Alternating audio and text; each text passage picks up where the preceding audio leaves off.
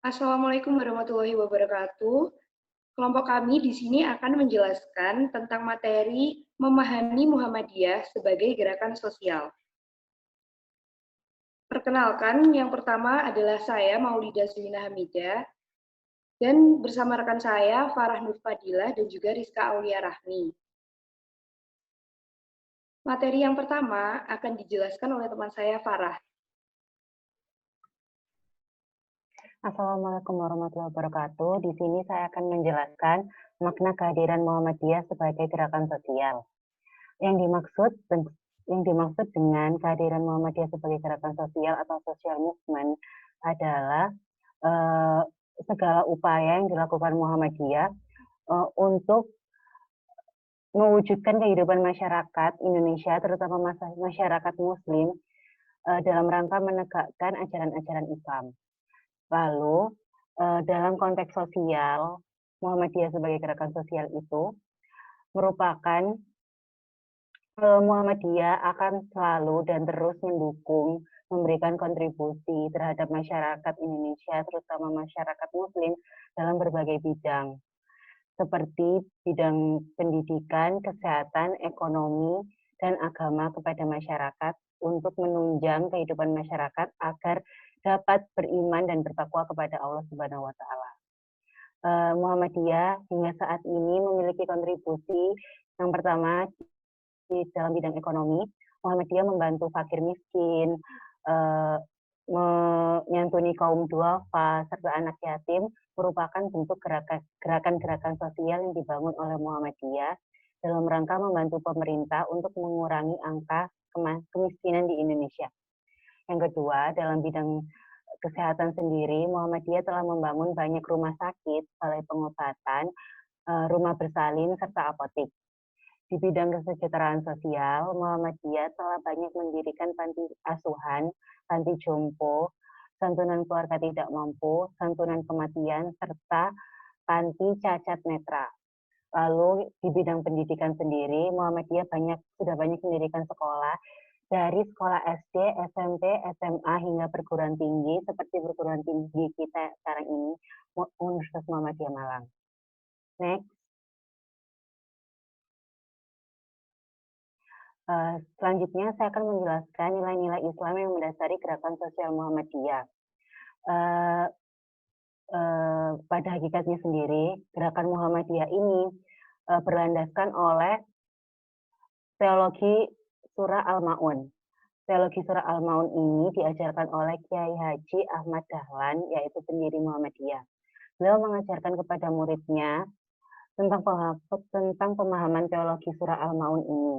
Yang inti suratnya adalah mengajarkan bahwa sebuah ibadah tidak ada artinya jika pelakunya tidak melakukan amalan sosial kepada masyarakat ataupun sesama manusia di sekitarnya. Surat ini bahkan menyebut bahwa yang mengabaikan sesamanya, apalagi yang tidak membantu atau menyelesaikan masyarakat keluar dari kemiskinan, merupakan seseorang yang mendustai agama. Ajaran sosial kemanusiaan yang dipopulerkan oleh Kiai Haji Ahmad Dahlan dengan teologi Surah Al-Ma'un tersebut mengandung 4 nilai. Yang pertama merupakan nilai iman. Iman merupakan dasar dari seseorang untuk mempercayai sebuah kepercayaan ataupun sebuah agama. Dalam pandangan Muhammadiyah, iman bukanlah suatu tindakan yang pasif, namun harus aktif. Tetapi iman tersebut tidak dapat diukur secara absolut, tidak dapat diamati, namun iman dapat diukur, diamati, dan terlihat dalam interaksi sosial masyarakat sehari-hari. Di dalam Al-Quran juga tertuang bahwa iman dan amal sosial harus berjalan berdampingan secara aktif. Yang tertuang dalam surat Al-Baqarah ayat 177, yang artinya berbunyi, bukanlah menghadapkan wajahmu ke arah timur dan barat itu suatu kebaikan, akan tetapi sesungguhnya kebajikan itu ialah beriman kepada Allah. Hari kemudian, malaikat-malaikat, kitab-kitab, nabi-nabi, dan memberikan harta yang dicintainya kepada kerabatnya, anak-anak yatim piatu, orang-orang miskin, musafir, yang memerlukan pertolongan, dan orang-orang meminta-minta, dan memerdekakan hamba sahaya, mendirikan sholat, dan menunaikan zakat, dan orang-orang yang menepati janjinya apabila ia berjanji, dan orang-orang yang sabar dalam kesempitan, penderitaan, dan dalam peperangan. Mereka itulah orang-orang yang benar imannya, dan mereka itulah orang-orang yang bertakwa. Dalam ayat tersebut terdapat 7 syarat perbuatan yang disejajarkan nilainya menjadi syarat seseorang itu bertakwa. Dan di antara 7 syarat tersebut terdapat contoh sikap-sikap yang baik untuk diamalkan dari manusia terhadap manusia lain di sekitarnya.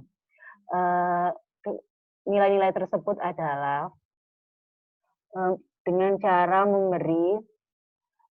memberi harta kita kepada sesama, memberikan harta kita sesama manusia atau yang biasanya disebut sodako, lalu memerdekakan hamba sahaya ataupun budak, menunaikan zakat, lalu menepati janji jika kita berjanji, dan selalu bersabar. Next.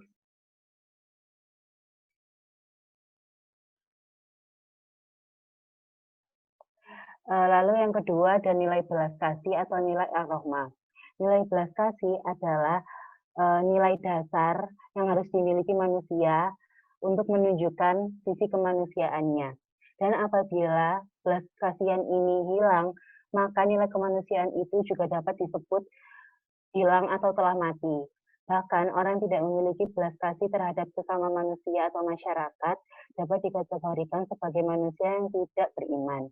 Sebagaimana dijelaskan dalam hadis dari Anas bin Malik yang memiliki arti dari Anas ibnu Malik RA dari Nabi Shallallahu Alaihi Wasallam bersabda, tidak beriman seseorang di antara kamu sebelum ia mencintai saudaranya atau tetangganya, sebagaimana ia mencintai dirinya sendiri.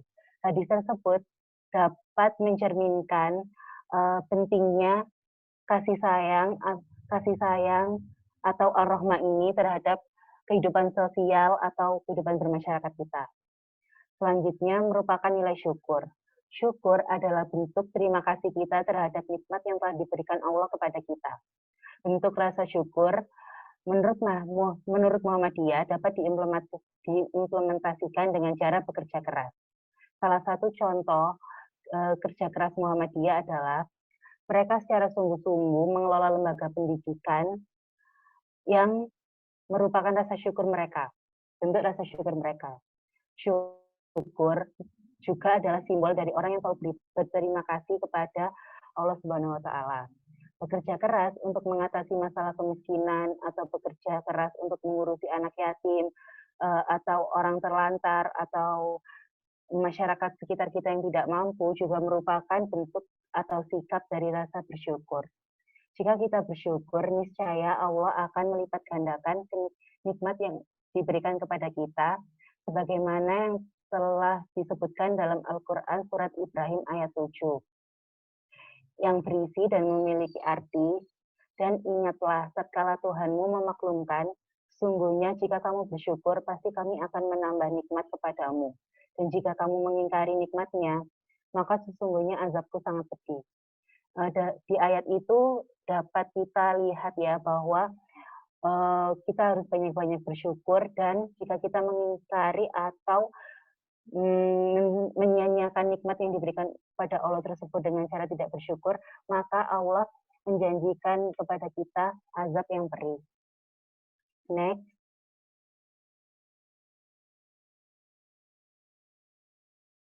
Lalu ada nilai tolong-menolong. Tolong-menolong merupakan prinsip dasar dalam ajaran Islam tentang hidup bermasyarakat. Karena sebagai makhluk sosial kita harus saling tolong-menolong. Tolong-menolong juga disebutkan dalam Al-Quran surat Al-Maidah ayat 2 yang artinya berbunyi, dan tolong-menolonglah kamu dalam mengerjakan kebaikan dan takwa, dan janganlah kamu tolong-menolong dalam berbuat dosa dan pelanggaran, dan bertakwalah kepada Allah, sesungguhnya Allah amat berat siksanya. Dalam surat tersebut bisa dilihat bahwa Allah dalam Al-Quran menganjurkan kita agar kita saling saling tolong-menolong dalam hal kebaikan, dan janganlah kita tolong-menolong dalam hal keburukan. Dan jikalau kita tidak tolong-menolong terhadap sesama, maka itu sama dengan tidak bertakwa kepada Allah, dan kita akan diberikan azab yang sangat pedih. Terima kasih. Sekian dari saya, selanjutnya akan dijelaskan oleh teman saya, Rizka. Baik, selanjutnya saya akan menjelaskan mengenai gerakan sosial Muhammadiyah dalam lintas sejarah. Nah, di sini kita bisa lihat Muhammadiyah sebagai gerakan transformasi sosial, di mana Muhammadiyah merupakan gerakan Islam yang sejak awal masa pertumbuhannya itu tampak berhati-hati dalam bersikap dan luwes dalam menghadapi dinamika sosial politik dibandingkan berbagai gerakan Islam lainnya di Indonesia. Nah, jadi Muhammadiyah di sini kan mereka sebagai organisasi masyarakat yang didirikan didasarkan atas cita-cita Islam. Karena Muhammadiyah itu merupakan gerakan Islam yang berusaha membersihkan Islam dari pengaruh-pengaruh non-Islam, selain berupaya menghidupkan kembali kesadaran di kalangan umat Islam untuk kembali kepada kepercayaan yang benar berdasarkan Al-Quran dan Sunnah. Nah, pandangan umumnya di antara para pengamat mengatakan Muhammadiyah ini merupakan organisasi sosial keagamaan yang didirikan untuk menyelaraskan agama Islam dalam struktur masyarakat modern di Indonesia. Nah, terus dari pandangan Abdul Munir Mulkan, Muhammadiyah itu berdiri merupakan konsekuensi logis dari munculnya pertanyaan sederhana seorang muslim kepada diri sendiri dan masyarakat tentang bagaimana memahami dan mengamalkan kebenaran Islam yang telah diimani sehingga pesan global Islam yaitu rahmatan lil alamin itu bisa terwujud dalam kehidupan objektif umat manusia. Menurut dari Syafi'i Ma'arif, pola ini itu menjadikan pemerintah kolonial memiliki kesan kalau misalkan Muhammadiyah itu tidak terlalu berbahaya bagi kelangsungan kolonialisme. Karena mereka itu menganggap kalau gerakan Muhammadiyah itu bukan gerakan Islam fanatik yang telah diracuni oleh pan-Islamisme, yang mana ini sesuatu yang sangat ditakuti pemerintah kolonial saat itu. Nah, dari pribadi Kiai Dahlan ini yang moderat dan toleran terhadap kelompok-kelompok lain, serta bersedia kooperatif dengan pihak manapun dalam batas-batas hubungan kemanusiaan, menempatkan Muhammadiyah sebagai organisasi yang unik pada masanya. Berbeda dengan berbagai tokoh lainnya seperti Cokro Aminoto, Salim, yang tergabung dalam Serikat Islam lainnya. Fokus dari Kiai Dahlan ini lebih tertuju pada usaha pencerahan dan pencerdasan umat yang dipusatkan pada transformasi mental, sosial, dan budaya, sehingga perlawanan terhadap Muhammadiyah itu justru datang dari kalangan ulama tradisional dan ulama Islam itu sendiri. Para ulama beranggapan kalau kehadiran Kiai Dahlan itu justru melakukan perubahan tatanan sosial keagamaan yang bertentangan dengan pandangan mereka. Dan Kiai Dahlan di sini justru dia menghadapi semua tantangan tersebut dengan sikap tegar dan tidak pernah goyah. Dalam perkembangan selanjutnya, Muhammadiyah itu melakukan beberapa gerakan pembaruan, yang mana ini nantinya akan dijelaskan oleh teman saya. Nah, bisa di next. Nah, di sini gerakan pembaruan itu nanti banyak mengadopsi model yang dipakai sama Belanda dan misionaris Kristen dalam mengelola lembaga sosialnya, tetapi Kiai Dahlan ia tetap mengkombinasikannya dengan pendekatan Islam. Nah, kali ini dalam melihat lintas sejarah gerakan sosial Muhammadiyah, kita bisa lihat dari awal masa penjajahan Belanda, di mana sejak Kiai Dahlan meninggal di tahun 1923 dan kepemimpinan ini dilanjutkan sama Kiai Haji Ibrahim, di mana di sini ada perdebatan yang terjadi antara organisasi Islam yang bergerak di bidang politik dan sosial keagamaan yang saat itu semakin memanas. Di masa kepemimpinan Kiai Haji Ibrahim, Muhammadiyah itu dihadapkan pada berbagai permasalahan internal maupun eksternal. Permasalahan internal ini, mereka itu diduga menerima dana haram sekaligus dianggap sebagai kaki tangan dari pemerintah kolonial Belanda. Nah, sedangkan rintangan dari eksternalnya itu dipicu munculnya kebijakan pemerintah Belanda yang berupa ordonansi sekolah liar atau Wilde Scholen-Ordonansie. Nah, dengan kondisi ini tuh Muhammadiyah langsung mengambil sikap tegas dengan sidang tanwir, di mana Muhammadiyah pertama menyatakan tetap mengakui hak dan wewenang pemerintah untuk membuat ordonansi, tetapi Muhammadiyah yakin kalau ordonansi sekolah liar itu sangat bertentangan dengan ajaran Islam dan merugikan kehidupan bangsa Indonesia. Yang kedua, Muhammadiyah itu sebagai gerakan Islam yang maksud dan tujuannya hendak menyebarkan ajaran Islam dan hendak melaksanakan ajaran Islam seutuhnya, dengan tidak mengurangi pengakuan akan hak pemerintah membuat ordonansi serta melaksanakan sebagaimana mestinya, termasuk menghukum kepada siapa saja yang tidak mentaati atau melanggarnya, akan tetap menyelenggarakan usahanya dalam bidang pendidikan dan pengajaran dengan meneruskan semua sekolah dalam keadaan seperti apa adanya untuk tetap melakukan kegiatan belajar mengajar. Nah, di akhirnya itu Muhammadiyah mereka bisa menyelesaikan masalah ini dengan jalan kompromi, di mana konsekuensi dari kompromi itu sistem pendidikan kolonial menyebabkan pimpinan Muhammadiyah menghadapi persoalan baru. Misalkan kayak harus menyesuaikan kurikulum dan pelayanan pendidikan Muhammadiyah dengan kurikulum dan sistem pelayanan yang berlaku pada sekolah pemerintah tanpa meninggalkan ciri pendidikan dari Muhammadiyah itu. Maka pimpinan Muhammadiyah melakukan langkah kompromi, misalkan kayak bersedia menerima subsidi dari pemerintah. Tapi justru ini mendapat kritik dari kalangan muda Muhammadiyah. Meskipun masalah ini dapat diatasi dengan baik, namun muncul pesan yang mendalam bahwa cara berpikir politis itu tidak sesuai dengan prinsip murni dari gerakan Muhammadiyah itu sendiri. Nah, selanjutnya yang kedua ada masa kependudukan Jepang. Jadi di periode ini juga terlihat sikap politis dari Muhammadiyah terhadap penjajah Jepang, di mana ditunjukkan dengan menentang kebijakan Jepang, yaitu Saikere. Ini merupakan penghormatan kepada Tenno Heika dengan membukukan badan ke arah timur. Nah, lalu pihak Muhammadiyah ini mengambil keputusan dalam sidang tadi, di mana Saikere itu dianggap terlarang karena tidak sesuai dengan ajaran Islam yang menjurus pada tindakan syirik yang mana bertentangan dengan prinsip tauhid. Nah, di akhir masa kemunduran Jepang, ini ada berhubungan dengan politiknya. Jadi saat itu atas desakan tokoh pergerakan nasional Indonesia, pemerintah Jepang itu bentuk yang namanya BPUPKI atau Dokuri Shibusundi Kesakai. Nah, di lembaga ini tuh ada 63 orang, termasuk Hibagus Hadikusumo, di mana peran dia sebagai melahirkan beberapa ide dan gagasan meletakkan kerangka dasar negara. Terus, sejak masa kepemimpinan Kiai Bagus Hadikusumo sampai periode Sultan Mansur, Yunus Anis, Ahmad Badawi, di sini Muhammadiyah, mereka punya keterlibatan yang intens dengan dunia politik praktis, di mana keterlibatan mereka itu sebagai salah satu anggota istimewa dari Masyumi yang didirikan di Madrasah Muallimin Yogyakarta tahun 1945. Nah, posisi ini tuh dianggap paling tepat karena Masyumi itu dianggap sebagai aspirasi politik yang tepat bagi Muhammadiyah. Selain itu juga mempertahankan identitas Muhammadiyah sebagai organisasi kemasyarakatan. Nah, jadi di sini Muhammadiyah memang punya relasi yang kuat antara Muhammadiyah dengan partai politik Masyumi. Jadi memang ada kaitannya dengan politik saat itu. Nah, jadi ini tuh momen yang sangat penting sekali dalam sejarah, di mana keterlibatan Muhammadiyah dalam politik kepartaian itu sebagai posisi Muhammadiyah sebagai anggota istimewa dari Masyumi ini. Nah, Masyumi itu didukung sama Muhammadiyah bersama berbagai organisasi masyarakat Islam lainnya sebagai anggota istimewa, ada dari NU, Al-Wasliyah, PSII, Matlaul Anwar, Al-Hidayah, Al-Irsyad, dan Persis. Nah, Masyumi itu sebagai bentuk konkret dari ide persatuan umat Islam, karena seluruh organisasi Islam itu menyalurkan aspirasi politik mereka dalam satu wadah partai politik.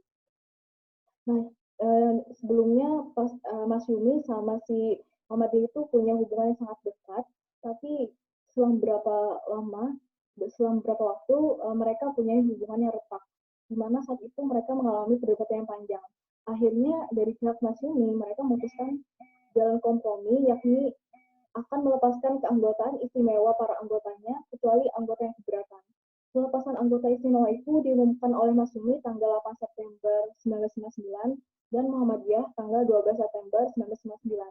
Pelepasan anggota istimewa Muhammadiyah dari Masyumi itu sebenarnya punya beberapa nilai strategis. Pertama, supaya mengembalikan citra Muhammadiyah sebagai organisasi masyarakat dengan orientasi dakwah. Nah, sementara itu di tahun 1950-an, Masyumi itu kan jadi musuh dari rezim Soekarno saat itu, karena mereka menjadi partai yang berani menolak gagasan demokrasi terpimpin saat itu. Ditambah lagi keterlibatan mereka dalam pemberontakan PRRI. Nah, akibatnya beberapa tokoh Masyumi yang notabene-nya adalah tokoh Muhammadiyah, seperti Kasman Singodimedjo, Hamka, dan Ghazali Shahlan, itu ditangkap sejak tahun 1998. Nah, lepasnya Muhammadiyah dari Masyumi itu dianggap sebagai langkah yang sangat tepat karena Masyumi akhirnya dipaksa oleh Soekarno untuk membubarkan diri pada tahun 1960. Nah, kedua, mengembalikan Muhammadiyah kepada kitahnya sebagai organisasi kemasyarakatan yang bergerak dalam ranah kultural. di mana keterlibatan Muhammadiyah dalam museum itu hampir sekitar 14 tahun, yang membuat amal usaha Muhammadiyah itu tidak terurus dengan baik, gara-gara mereka lebih banyak saat itu terlibat dalam politik. Nah, dengan kembali pada setelahnya, maka orientasi gerakan Muhammadiyah itu dikembalikan kepada pemberdayaan masyarakat, peningkatan kualitas individu, serta masyarakat. Nah, selanjutnya penjelasannya akan dilanjutkan oleh Maulida Zainal Hamidah.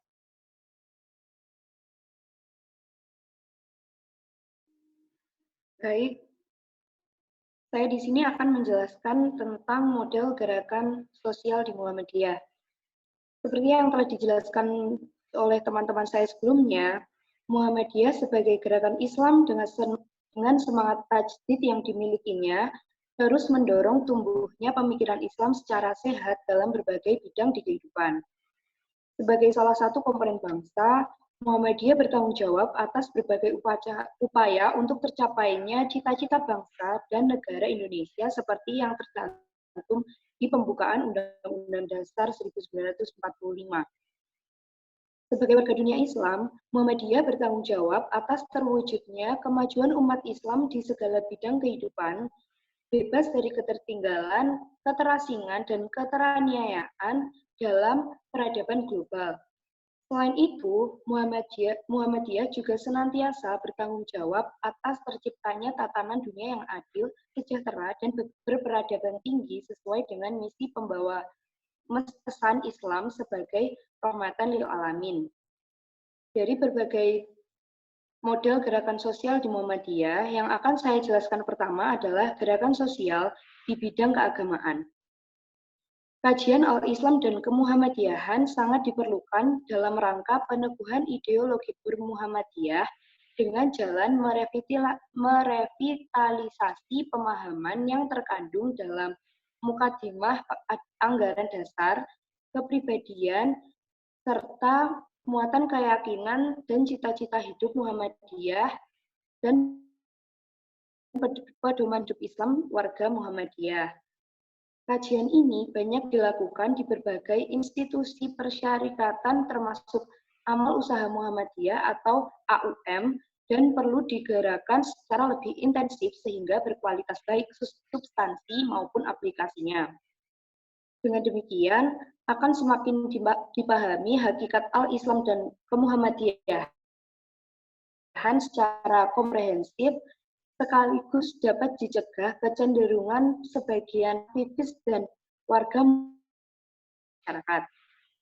Peningkatan kualitas praktek ibadah sesuai dengan tarjih Muhammadiyah juga penting untuk diintensifkan disertai dengan peningkatan kehusyukan dan fungsi kebaikan dari pelaksanaan ibadah tersebut dalam kehidupan sehari-hari. Praktek ibadah yang benar dapat menumbuhkan militansi dan menjadikan ciri khas yang membedakan cara beramal ibadah dengan mereka yang bukan Muhammadiyah, sekaligus menumbuhkan kesolihan individual serta kesolihan sosial yang berfungsi bagi kehidupan untuk semakin cerah. Pelatihan praktek ibadah sangat diperlukan bagi anggota Muhammadiyah. Selanjutnya adalah gerakan sosial di bidang pendidikan. Gerakan sosial persyarikatan Muhammadiyah bidang pendidikan meliputi pendidikan yang berorientasi kepada perpaduan antara sistem pendidikan umum dan sistem pesantren.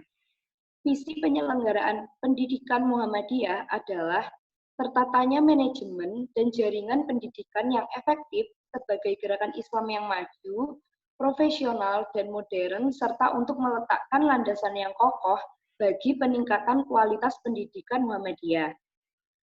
Misi penyelenggaraan pendidikan Muhammadiyah adalah yang pertama, menegakkan keyakinan tauhid yang murni, kedua, menyebarluaskan ajaran Islam yang bersumber kepada Al-Quran dan As-Sunnah, yang ketiga, mewujudkan amal Islami dalam kehidupan pribadi, keluarga, dan masyarakat, dan yang terakhir adalah menjadikan lembaga pendidikan Muhammadiyah sebagai pusat pendidikan, dakwah, dan perkaderan.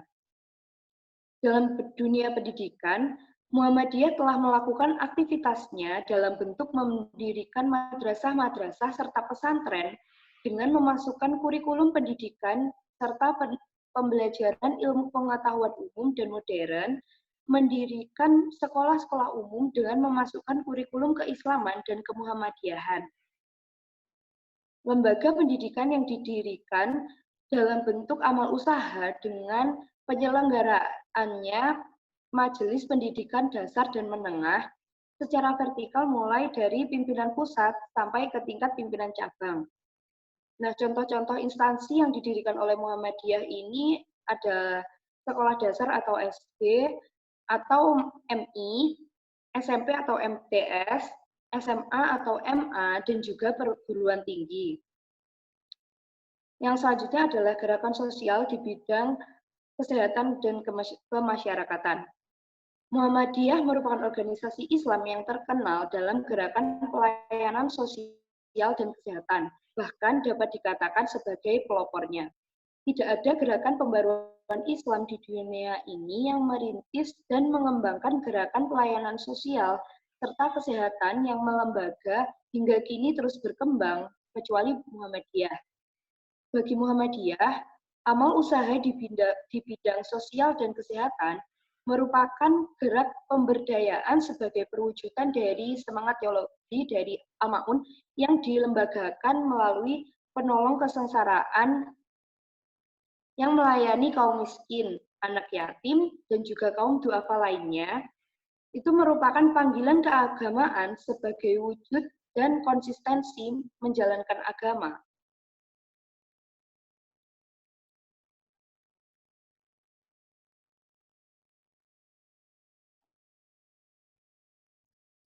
Terima kasih.